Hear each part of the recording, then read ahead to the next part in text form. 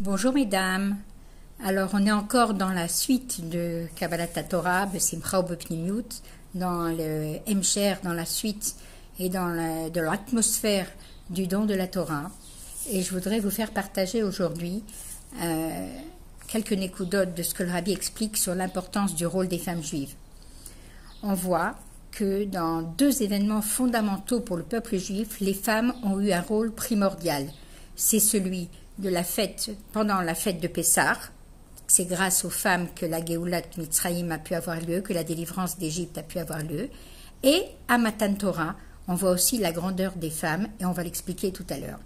Et donc, le moment qu'on vit maintenant, c'est un moment propice pour pouvoir s'arrêter une seconde, faire une pause et réfléchir sur cette tâche si noble, si élevée, si importante que la providence divine a mis sur chacune de nous, celle d'assurer l'existence et la pérennité du peuple juif. Et de même, c'est un moment propice pour chacune d'utiliser sa force d'influence et de persuasion pour aussi influencer les femmes autour d'elles, qu'elles fassent de même, qu'elles prennent conscience du rôle fondamental de la femme juive pour le judaïsme. Le lien des femmes avec Shavuot en particulier, il s'exprime sur deux points fondamentaux dans Matan Torah et qui sont liés à la fête juive, à la femme juive et à la maman juive. Le premier des points, c'est que quand Akadosh Baruch Hu a voulu donner la Torah, il a ordonné à Moshe de parler d'abord aux femmes et seulement après aux hommes, comme nos maîtres disent, Ko Tomar le Bet Yaakov Vetagid Livne Israël. Et Rashi explique, le Bet Yaakov, il s'agit des femmes. D'abord, Moshe Rabbeinu, après avoir reçu la Torah, l'a transmise aux femmes. Ensuite, Tagid Livne Israël, il l'a transmise aux hommes. Le deuxième point fondamental du rôle du lien des femmes avec Matan Torah, c'est que la Torah n'a été donnée aux Bnei Israël qu'après qu'ils aient pris la responsabilité que leurs enfants soient les garants. En fait, qu'après qu'ils aient promis à Kadosh Baruch Hu que la Torah et les mitzvot ne s'oublieraient pas, chas v'shalom. Et on rajoute dans le Midrash que quand Hachem a voulu donner la Torah, donc il a demandé des garants, car il ne voulait pas, la Torah pour lui, elle est appelée Chemdag Nouza. C'est une chose précieuse, c'est un cadeau précieux, qui lui était plus cher que tout ce qu'il possède, Kaviachol, si on peut dire, sans s'être assuré que ceux qui recevront la Torah sauront apprécier sa valeur, sauront la chérir, et qu'elle soit pour eux une Torah de lumière qui éclairera leur vie au quotidien, au jour le jour. Et les Bnei Israël, comme c'est connu, ont proposé leurs ancêtres, etc. Ils ont amené plusieurs solutions pour les garants, mais jusqu'à ce qu'ils ont dit « Banenu arevim ba'adenu » nos enfants seront nos garants, et c'est à ce moment-là que Akadosh Baruch Hu a accepté de donner la Torah. Mais par le fait que les Bnei Israël ont promis à Dieu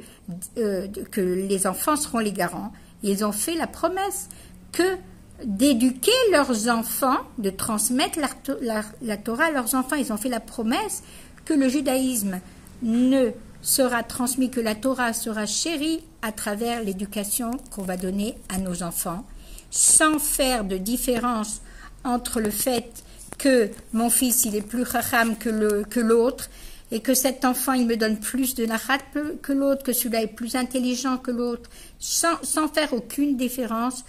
La Torah est un cadeau précieux qui est transmise à chacun de nous, qu'Akadosh Baruch Hu nous a donné. Et quand on a dit, c'est seulement quand on a accepté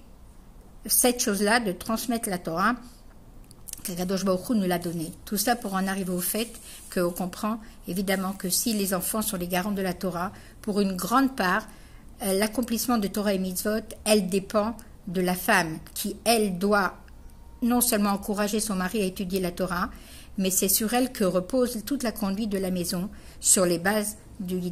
judaïsme, de la Torah des mitzvot, dont les fondations sont la Torah et les mitzvot, que le roi de la maison, l'atmosphère de la maison, c'est elle qui imprègne la maison de gdusha, de pureté, de chayut, de vitalité, de chaleur dans la vie juive. Maintenant, par rapport à l'étude de la Torah, on appelle ça une pensée galoutite, c'est un tfous, un prototype qu'on a dans la tête, que la Torah, on a compris que les femmes ne doivent étudier que les lois qui les concernent et que leur rôle primordial, c'est surtout d'assurer, de tenir la maison et d'encourager l'homme et les femmes l'homme et les enfants à étudier la Torah. Et pendant toutes les longues années de Galout, c'est vrai, les femmes n'étudiaient pas la Torah, hormis les halachot qui les concernent, les 3 mitzvot de la femme juive, Chala, Nida, Tarat HaMishpacha, et la kashrut, les lois de pureté familiale, et l'allumage des bougies de Shabbat. Et les femmes, elles n'avaient pas tellement d'études, elles n'étudiaient pas, donc elles ne pouvaient pas suivre leurs enfants dans leurs études.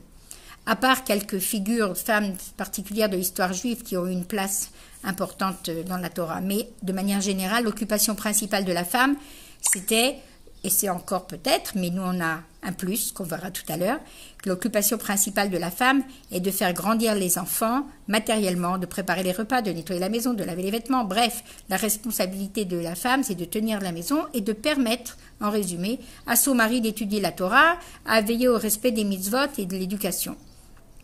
Maintenant, on vit dans une génération, ça c'est la pensée géoulatite, que maintenant,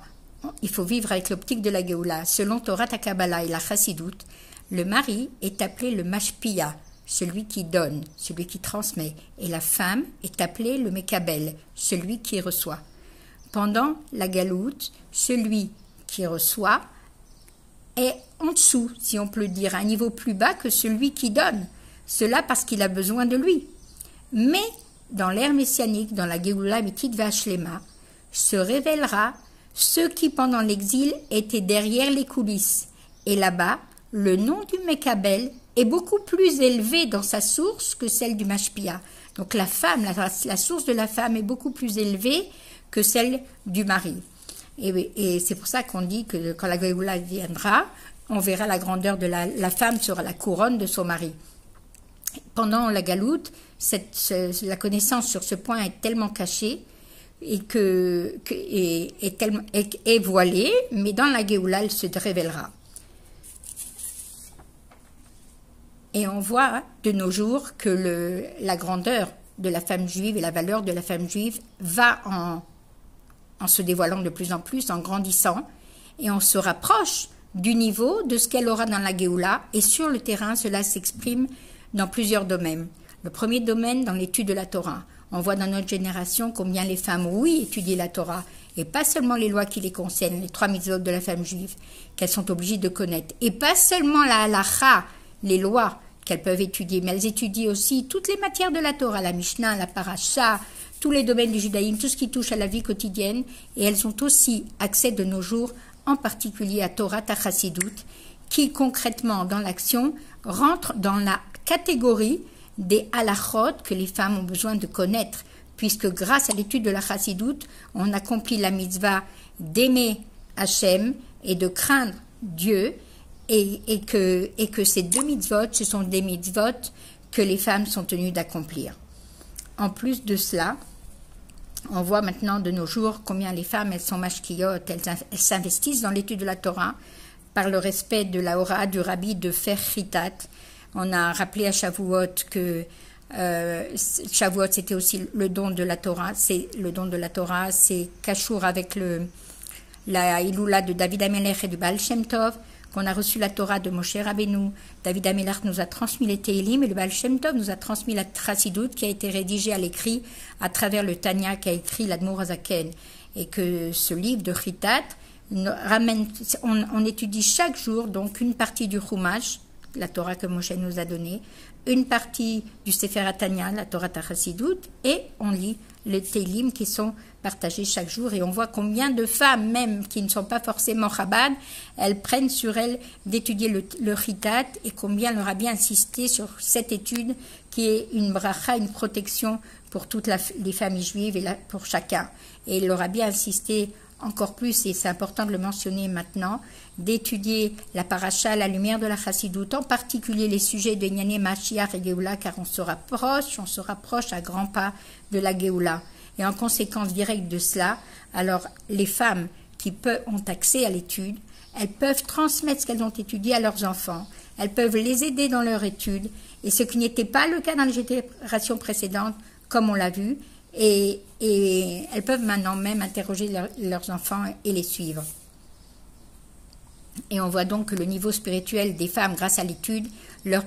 permet de pouvoir influencer, encourager, renforcer chacun des membres de leur famille et leur entourage, et leurs amis, et leurs familles proches, et leurs vivas proches dans leur avodat Hashem. Le deuxième domaine sur lequel s'applique l'importance des femmes dans notre génération,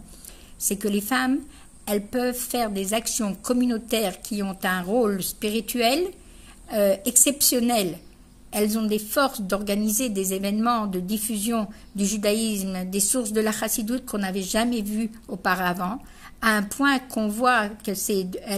qu'elles font, c'est d'une ampleur, d'une envergure et d'une envergure énorme, et bien sûr qui est accompli dans un cadre permis par la halakha qui ne transgresse pas les règles de la tsniout. Et parfois on peut constater, il ne faut pas le dire trop fort, que la réussite des actions des femmes dépasse celle des hommes. Le troisième domaine sur lequel les femmes ont une grande part, actuellement dans notre génération, dans cette dernière période, on voit combien les femmes brandissent le drapeau de la Emouna. Elles ont une Emouna très forte et en particulier, elles brandissent le drapeau de la foi dans l'avenue de Mashiach et entraînent avec derrière elles aussi bien les femmes et leurs enfants que les hommes. En conclusion, Tachles, on goûte la Géoula, on est dans l'avant-goût de la Géoula. Chaque femme doit avoir conscience de l'importance et de la grandeur du moment, comme le Rabbi a précisé que l'on se trouve au seuil et au début des Yemot HaMashiach, des temps messianiques. On doit reconnaître les forces immenses qu'Akadosh Baruch Hu nous a données et qui doivent nous donner la chayout et le moteur d'agir jusqu'à ces forces-là qu'on a. On doit en avoir conscience, on a la force de changer toute notre vie, aussi bien à l'intérieur de notre famille, du mari, des enfants, qu'à l'extérieur de la maison, d'agir sur les autres femmes et de diffuser tout ce judaïsme et les sources de la Torah. Et c'est grâce à cela qu'on amènera la Géoula, grâce aux qualités particulières qu'Hachem nous a données. Grâce à la femme, la femme, avec les qualités qu'elle a reçues, elle peut avoir une hashpa, une influence beaucoup plus grande que celle des hommes. Parce que la manière avec laquelle elle rapproche quelqu'un du judaïsme, ou elle veut transmettre à son mari, aux enfants, aux amis autour d'elle, ce qu'elle a appris dans la Torah, elle le fait bechen, benoam ou berakut. Elle le fait avec grâce, de manière agréable, avec tendresse, avec chaleur, avec chayout. Et Bezrat Hashem, qu'on utilise au lendemain de Matan Torah, toutes les kochot qu'on a, qu'on prenne conscience de ces kochot pour faire encore plus, étudier encore plus les Nyané Mashiach ou Géoula, comprendre qu'on est dans ce moment propice, que chaque action, que chaque effort que nous on fait, de même que les Neshobnot Israël au temps d'Égypte, grâce à elle est venue la Géoula, nous aussi on a les forces d'amener la Géoula, Miyad, Mamash, Bekarov, Mamash, très bientôt, Amen.